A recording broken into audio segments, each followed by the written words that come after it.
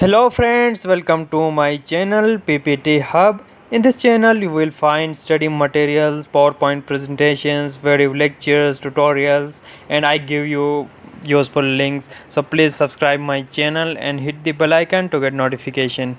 Today in this video I am going to talk about the summary of a best-selling book, The 7 Habits of Highly Effective People, written by Stephen R. Covey.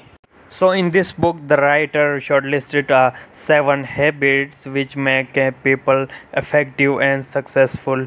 So, introduction of this book is our character basically is composed of our habits. You know that habits constantly express our character and produce our effectiveness. In the words of Aristotle, he said that we are what we repeatedly do, and that is how a habit is formed by repetition of something. Changing our habits to improve what we are can be a painful process as you open the gates of change to give yourself new habits. Be patient with yourself.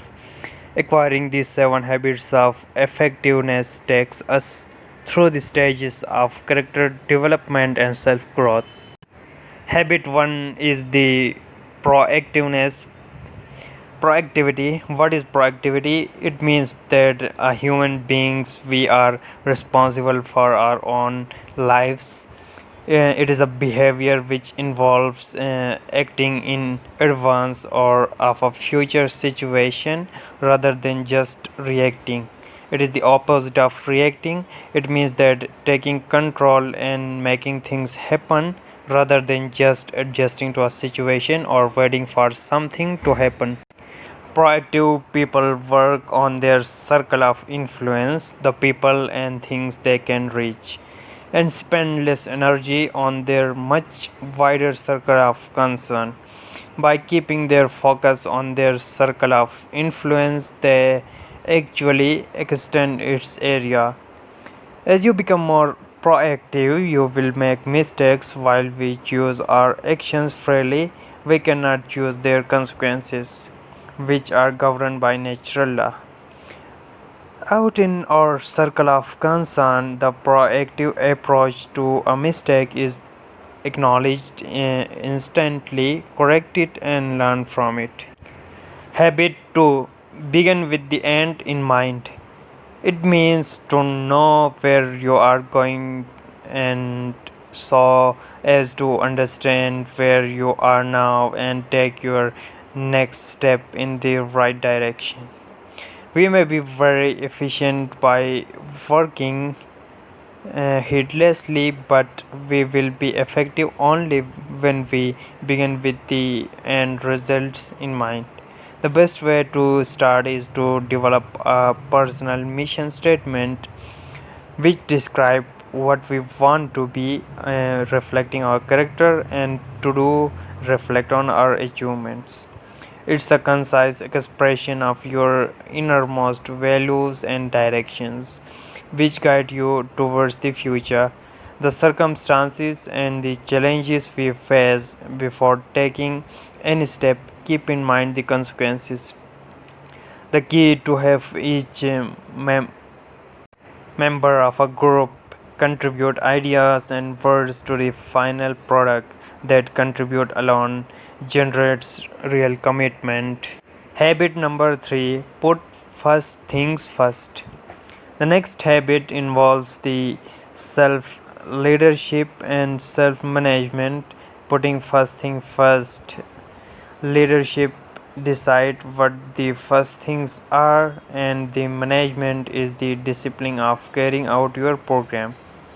To be an effective manager of yourself, you must organize and execute, implement around priorities.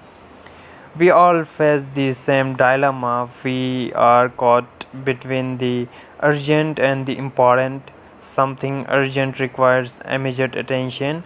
It's usually visible, it progress on us, but may not have any bearing on our long-term goals. Important thing on the other hand have to do with the results.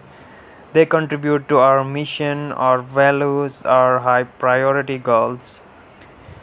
We react to urgent matters. We often must act to take care of important matters, even as urgent things scream for our attention. To say yes to important things require you to learn to say no to other activities. Habit number 4 is seek to understand, then be understood. Important word to know in the mastering of this habit is listen.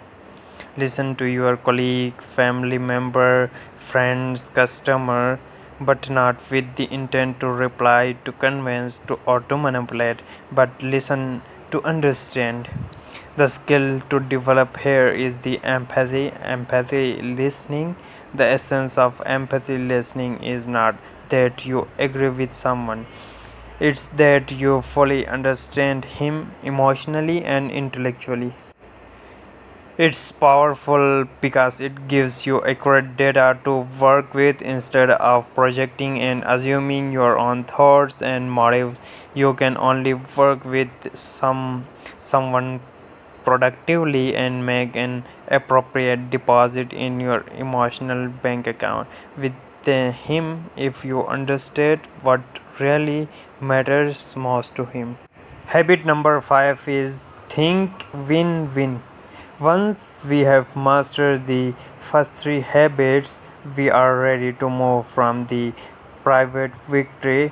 So the first four habits pertaining to private victory, and the next three habits are the public victory, which are concerned with the mastering of other people. Finding a way both of you can benefit by your interaction. All the other possibilities, win lose, you may say I win, you lose, this is wrong, and other you may say I lose, you win, this is also wrong. So the best way to approach win-win dealing is to remember that our attitude should be I want to win and I want you to win too. Using the paradigm of win win requires three traits: integrity, maturity, abundance mentality. Habit number 6 is the synergize. What is synergize? So this means that interact or cooperate with one or more other agents to produce a joint effect which is greater than the sum of effects achieved separately. We unleash people's greatest powers. We make a whole greater than the sum of its parts, and this habit generates new ideas and insights. And let me give you an example. For example, we have to harvest crop in a farm. If we work individually or separately, it takes a lot of time and efforts and hard work. But if we acquire this habit and work together, synergize, it needs less efforts and we can save our time. Work collaboratively gives the effective results. So habit number 7, the last habit is the sharpen the saw. Habit 7 is taking time to sharpen the saw. Here the writer used the word saw to refer to your own self, to yourself. You are the saw. It's the habit that makes all the others possible. To sharpen the saw means the renewing ourselves in all four aspects of our natures. So the four aspects are the physical aspects, which includes exercise, nutrition, stress management, etc. Second is the mental, which includes reading, visualization, planning, writing. And the third aspect is the social or the emotional aspect, which include the service, empathy, synergize, security. And the last fourth aspect is the spiritual reading, study and meditation. To exercise in all these necessary dimensions, we must be proactive. No one can do it for us or make it urgent for us. For example, A man cut a tree with a saw by constantly working hard. It takes 5 hours, and another man first take time to sharp his saw and then cut the tree. So it takes only 3 hours. Uh, so as you can see, we obtain the same results by putting less efforts and work smartly. He take some time to sharpen yourself, so it make things easy for you. At last, I want to say that not reading, just reading is not enough. You have to implement those 7 habits and practice in your real life, and that brings a change, a transformation in your life. So thank you very much for listening, watching my video. You can find the PPT file in the description box.